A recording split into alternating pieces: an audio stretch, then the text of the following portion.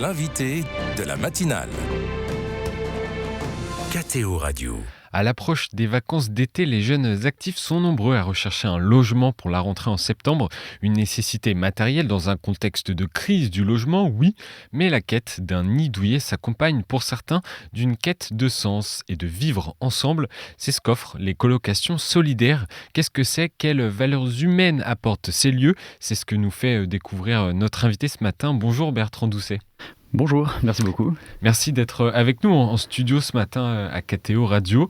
Vous êtes l'un des salariés de l'Association pour l'Amitié qui gère plusieurs colocations solidaires en Île-de-France. Quel est le principe d'une coloc solidaire ? Alors le principe de la coloc solidaire, c'est simplement de décider de vivre dans un même lieu avec des personnes qui ont des profils différents. Et là, en l'occurrence, ça rassemble du coup des jeunes pros avec des personnes qui avaient connu des galères de logement ou la précarité ou l'isolement dans un même toit. Et donc, c'est plusieurs personnes qui peuvent vivre ensemble dans plusieurs appartements. Comment ça fonctionne ? Expliquez-nous. Oui, exactement. Du coup, il y a une trentaine de colocations à Paris qui rassemblent entre, 7 et 12 personnes qui vivent du coup dans un même toit et qui ont comme seul engagement de créer des liens d'amitié entre eux. Et qui partagent du coup leur quotidien, qui partagent leurs courses, qui vivent comme une colocation très classique qu'on pourrait connaître entre amis. Sauf que là, du coup, c'est des personnes qui se connaissaient pas avant, qui viennent d'horizons un peu différents, d'âges différents, de cultures différentes, et qui décident du coup de simplement vivre ensemble et de partager le quotidien. Est-ce qu'il y a des règles communes, des règles de partage aussi à respecter ? Alors, il y a quelques règles communes, effectivement, mais ça se veut quand même le plus naturel possible, mais dans les règles communes, du coup, ça va être un dîner par semaine, où du coup tout le monde se met en commun. Exactement, Okay. tout le monde se retrouve. C'est toujours la même date dans la semamme, c'est vraiment le dîner qui est un peu sacralisé. Et puis ensuite, il y a une répartition des services, où du coup chacun met la main à la pâte pour que ce soit aller faire les courses, faire le ménage, nettoyer, entretenir le lieu. Et ensuite, après, il y a juste des règles pour un peu encadrer le vivre ensemble, comme pas de violence, pas d'alcool. Voilà, des choses comme ça, mais vraiment, sinon, ça se veut une coloc très, très classique où simplement, tout est fait pour qu'on puisse se retrouver et créer des liens. Et expliquez-nous à qui sont destinées ces colocs solidaires ? Alors, elles sont destinées tant à des jeunes professionnels qui ont envie de vivre une expérience de colocation un peu différente de ce qu'ils peuvent connaître au quotidien, et c'est aussi destiné initialement pour lutter contre l'isolement et la précarité, et notamment pour des personnes qui ont connu la galère de logement ou d'autres écueils de la vie. Qui ont pu vivre à la rue aussi. Et qui ont pu vivre à la rue. C'est ça. Et quel est le principe derrière cette coloc solidaire de mélanger des personnes qui sont actives et des personnes, comme vous dites, qui ont connu plus la galère ? L'idée derrière, c'est déjà, je pense que c'est de lutter un peu contre la précarité et l'isolement, de se dire que pour ces personnes qui ont connu la galère, finalement c'est précieux d'avoir et un toit et aussi ces relations humaines pour se reconstruire, notamment dans un lieu où en fait il n'y a pas de pression, si ce n'est en fait simplement d'être ensemble et d'avoir envie de vivre ensemble et de créer ces liens d'amitié. Et je pense que pour les jeunes actifs aussi, c'est une chance, vraiment une vraie ouverture sur changer un peu le regard sur la précarité, sur les personnes de la rue, où on peut souvent avoir un peu des a priori. Et il y a aussi une vie de foi pour les jeunes qui s'engagent, il y a les laudes le matin. Donc du coup, il y a aussi vivre la fraternité aussi au quotidien. Donc je pense qu'au final, ça apporte autant aux jeunes professionnels qu'aux personnes qui ont connu la précarité, et je pense que chacun en ressort vraiment grandi. On n'est pas forcément obligé d'être catholique ou pratiquant pour entrer dans une coloc solidaire ? Non, il n'y a pas d'obligation. En revanche, quand on est jeunes actifs, il faut avoir cette envie de vivre ce temps en commun le matin. Mais non, il n'y a pas d'obligation. Une volonté de partage, en tout cas de vivre ensemble. Alors, se loger devient de plus en plus difficile, notamment dans les grandes métropoles. Il y a l'inflation des prix des loyers, jumelée à une baisse des logements neufs, une raréfaction aussi des locations longue durée, ce qui engendre une crise du logement. Quel effet a ce contexte sur la mission de l'Association pour l'Amitié ? Le premier effet, je pense que ça renforce la nécessité justement d'avoir des solutions de logement, encore plus des solutions peut-être différentes. Après, au niveau des effets, on a une équipe un peu accueil qui est chargée un peu justement de faire le lien avec les différents partenaires sociaux qu'on peut avoir, qui vont nous orienter des personnes et de s'assurer que du coup cette personne ait envie de vraiment vivre ce qu'on vit en colocation. Je pense qu'un des premiers effets, c'est de voir peut-être une forte demande, une demande plus importante que nous, les capacités qu'on a en colocation. Et après, je sais qu'il y a des effets de noter que par exemple, il y a plus de gens qui viennent par eux-mêmes, donc pas forcément par un parcours classique orienté par une assistante sociale, des personnes qui sont par exemple en voie d'exclusion ou qui ont un logement mais qui souffrent d'isolement. Et c'est sûr que parfois on peut pas forcément répondre parce que nous c'est d'abord par exemple des gens qui n'ont pas du tout de logement, donc je pense qu'il y a un effet une précarité grandissante. Oui, vous ressentez, vous êtes ce que vous nous dites là, obligé de prioriser à certains égards les profils de certaines personnes parce que vous manquez de place.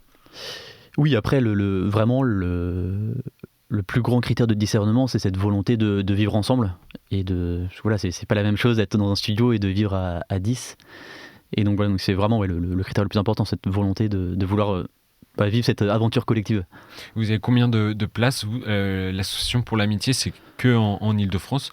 Vous avez combien de colocs partagés, combien de places disponibles? Alors aujourd'hui, il y a une 30aine de colocations. On a également des studios. Je crois qu'il y en a 30aine de studios aussi.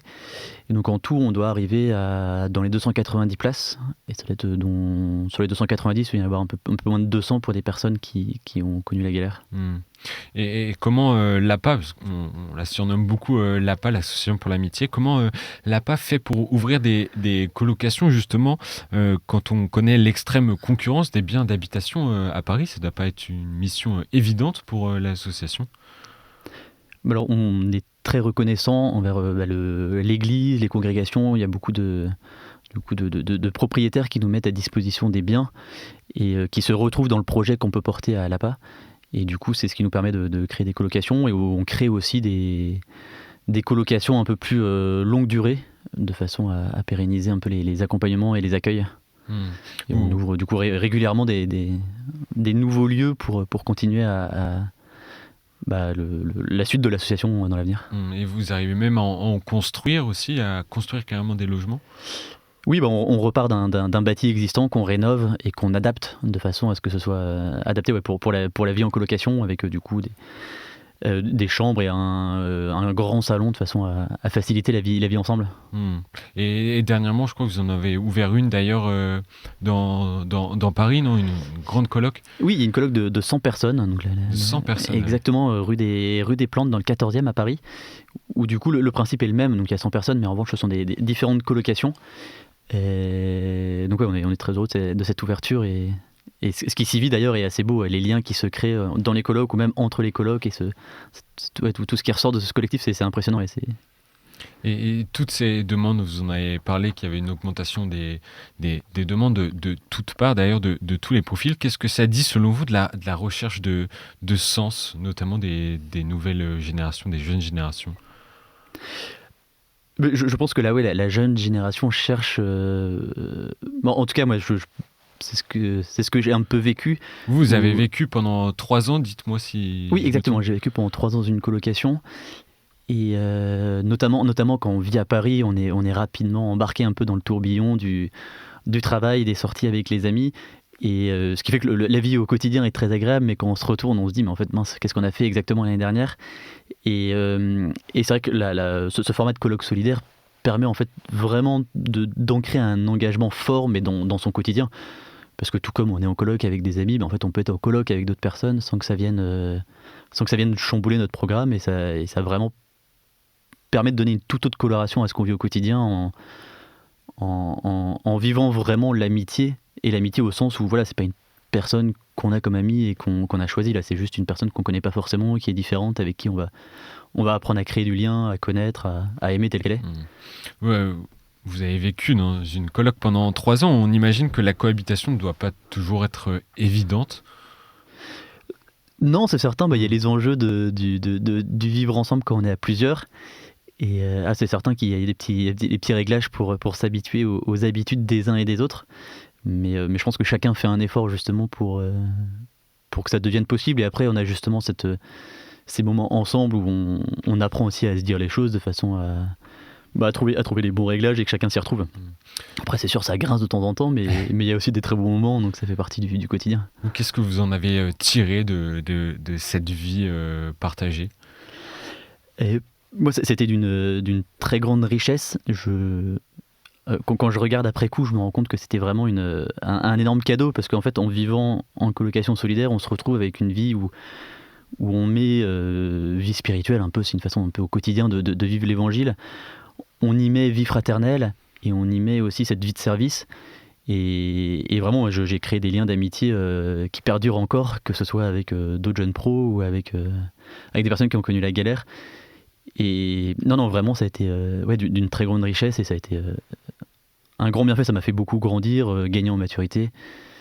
Et donc non, c'est une très très belle aventure, vraiment. Et ça permet de rencontrer des personnes qu'on n'aurait pas forcément rencontrées si on était resté dans son cadre, comme vous disiez, très parisien et assez individualiste. Oui, non, c'est ça, exactement. Et on rencontre d'autres personnes, que ce soit les personnes de la colocation, que ce soit les personnes de l'association, où il y a aussi des séjours qui sont organisés l'été ou des repas solidaires le dimanche auxquels on peut participer. Et du coup, ça permet vraiment de s'ouvrir à plein d'autres personnes et de ces séjours de rencontres et de s'ouvrir effectivement à des gens qu'on croise et qu'on pourrait être indifférent. Et ça lutte aussi contre un peu cette indifférence. C'est sûr que ça fait changer le regard aussi. Si une personne, un auditeur ou une auditrice qui nous écoute, quel conseil vous pourriez lui donner afin qu'elle découvre aussi, elle est intéressée par la colocation solidaire ? Mais ce serait juste copier Jean-Paul II, mais de ne pas avoir peur. Vraiment, je pense qu'à chaque fois, on se fait peut-être un monde de ce que ça peut être de vivre avec des personnes de la rue. On a des craintes, alors que vraiment c'est tout simple, c'est juste de vivre au quotidien avec d'autres personnes. Elles-mêmes, elles ont envie de vivre sous un toit et en fait tout se passe bien. Et du coup, ce que j'aurais envie de dire, c'est vraiment oser. Il n'y a que des bonnes choses qui pourront en ressortir. Et puis venez nous rencontrer aussi à l'occasion soit d'un repas partagé le dimanche. Il y en a dans le 15e, dans le 14e, dans le Marais et à Bagneux. Et puis sinon, de vendredi soir, il y a souvent des repas qui sont ouverts à l'extérieur aussi. D'accord. Donc voilà. Comment on fait pour retrouver ces événements si on est Alors tout est sur le site internet de l'association pour l'amitié, où on peut retrouver toutes ces informations de s'inscrire pour des séjours ou des repas du dimanche, ou sinon en nous contactant. Et on peut découvrir les colloques solidaires sans forcément y habiter directement, mais en partageant déjà des repas qui sont ouverts avec d'autres. Oui, exactement. Oui, okay. Il y a des repas qui sont prévus justement pour être ouverts aux autres. Et justement, il y a ces lieux le dimanche qui sont vraiment des repas solidaires. Il y a une équipe qui du coup cuisine pour généralement une 50aine de personnes.